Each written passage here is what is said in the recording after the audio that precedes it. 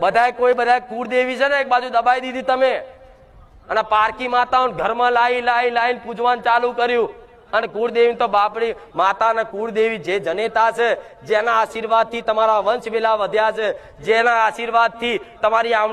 આવનારી પેઢીઓનો વારસદાર વંશ વેલા વધશે, એ જ કુળદેવીને આજના માણસો 12 મહિને એકવાર હખેથી નિવેશ કરવા જાય ને તોય તે કકરાટ કરી મૂકે, હરખું નિવેશ ના કરે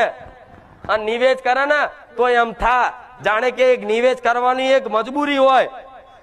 ડરના માર્યા કે નિવેશ નહીં કરીએ તો માતા નડશે, પણ પ્રેમ ભાવથી આજ કોઈ માતા નિવેશ આલતું કોઈ નહીં આલતું, બધા નાટક જ કરે છે।